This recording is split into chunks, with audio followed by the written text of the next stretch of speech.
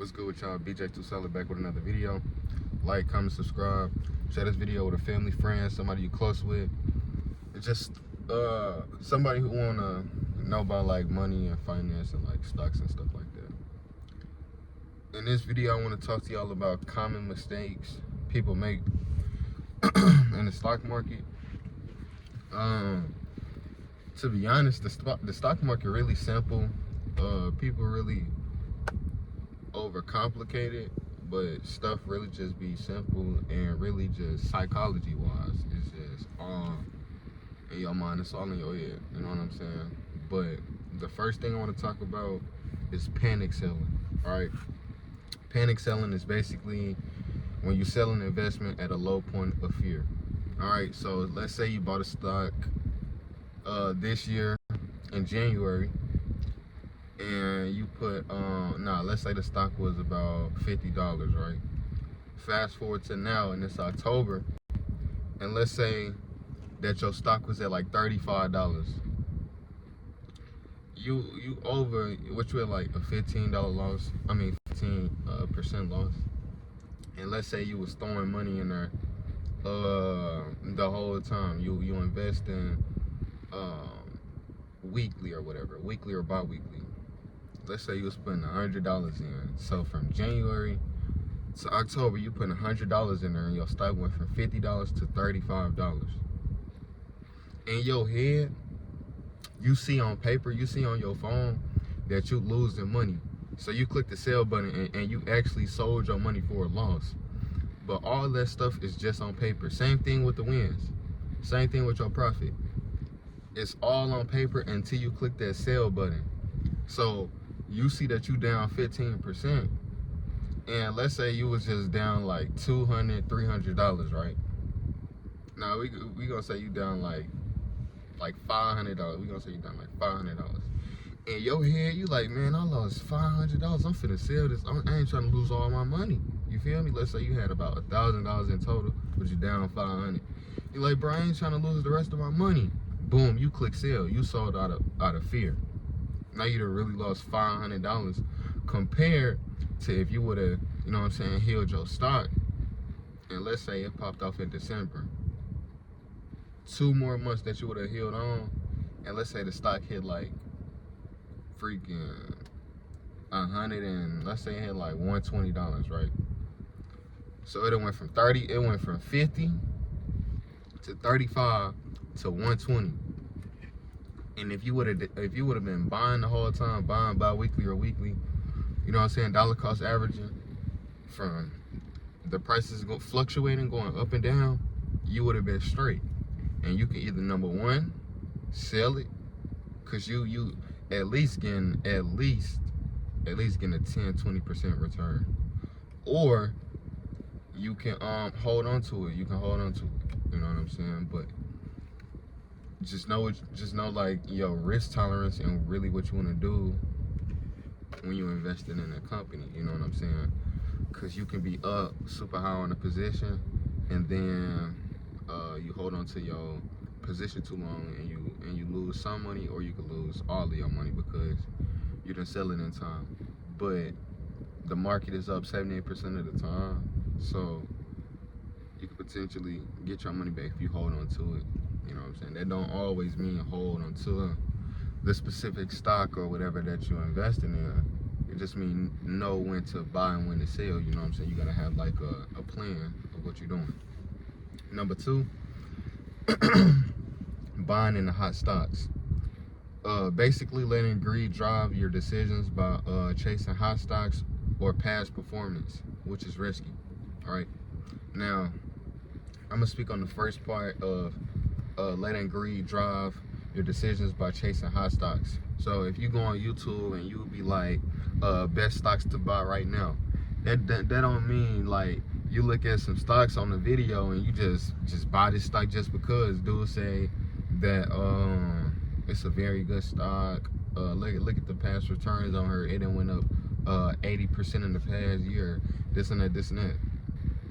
You need to really look into the company financials, they debt, they PE ratio, like everything. Look at their financials, their past performance. Just look at everything dealing with that company, the employers, who owns the company. You feel me? What type of advertising they got going on. Look at the actual business. Do you understand the business? It's just kind of a lot to look into, but if you really just put your time into it, and it's not like you're investing in like freaking 15, 20 different companies. You can invest in 5, 10 different companies and be straight. Just thoroughly do your research. And the other part is past performance. Just buying a company because of past performance. Do not buy a company because of past performance. You know what I'm saying? A company could have just been doing good for 10 years straight, right? And you look at their past performance, and they got over like 50% returns. Don't just buy that stock just because, and they price could be low, and you thinking, man, it's super low right now. It could bounce back up. But you know about that company, you know that they low-key went out of business. You know what I'm saying? It's not a good company no more. So thoroughly do your research. And don't let your greed drive your decisions. Just buy any kind of stock. The third thing is disposition effect.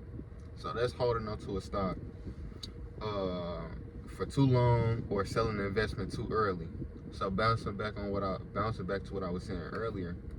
If you hold on to an asset too long, or a company, you know what I'm saying, your shares, whatever you want to call it, if you hold on to your asset too long, you could potentially lose your position, some of your money, all your money. So really kind of like, I would say, make a plan for yourself, like have a plan figured out of why you investing in the company, how long you gonna invest into it. You know what I'm saying? Have like a percentage return that you wanna have. You know what I'm saying? It could be 8%, it could be 10%, it could be 20%. You know what I'm saying? But make it realistic. You know what I'm saying? It's not no get rich quick scheme.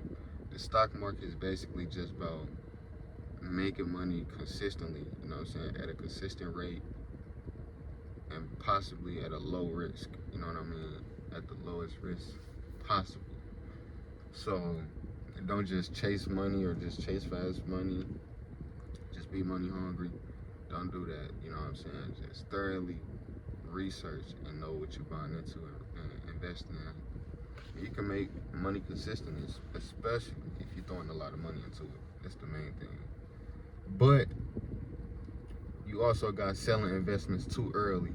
So if your portfolio, or let's say you bought a stock and it went up in the past year, it went up like 60%, right? And you sell it at 60%, the average return is 8%. I think got 60. I'm gonna sell it, right? But you know, it's a very, very good company, and they have a moat. Look up what a moat is. You know, so if you don't know what a moat is, but let's say that they have a moat. So let's say they have a very good moat, and you end up selling that company too early, and then by the second year, let's say they got a 60% return again. So whoever was holding it from last year, they up 120%. It could even be even more if they was buying before they even bought it, when they got that 60% returns. You know what I'm saying? So just know when you want to have like a percentage that you want to sell your position at. Don't just sell it too early or sell it too high. Have a percentage return that you want to hit, and when you hit that percentage return, click that sell button. You don't want to lose your money. Damn near like you gamble. You feel me? But another thing I want to talk about is failing to diversify. And I'm gonna talk about one more thing because I'm kind of on short timing. But failing to diversify. Don't put all your eggs in one basket. Invest into different assets such as money markets, stocks, bonds, ETFs, and etc. Money market funds is basically you putting your money into like a little account, basically, like a little mini account, and you can get like a return on it. You feel me? That's a money market account. You got stocks, of course, ETFs, and you got bonds. but make sure you diversify your portfolio. When you're investing in the stock market, you don't want to have all your money in just stocks or just ETFs. Invest in gold, you know what I'm saying? Different sectors, you know what I'm saying? Utility, energy, technology, consumer defense, like a whole bunch of stuff. The same brands that y'all buy, Nike, Louis Vuitton, you know what I'm saying? Nice car brands, Rolls Royce, Toyota, Nissan, you know what I'm saying? Mercedes Benz, all this stuff is on the stock market. It's all in the stock market.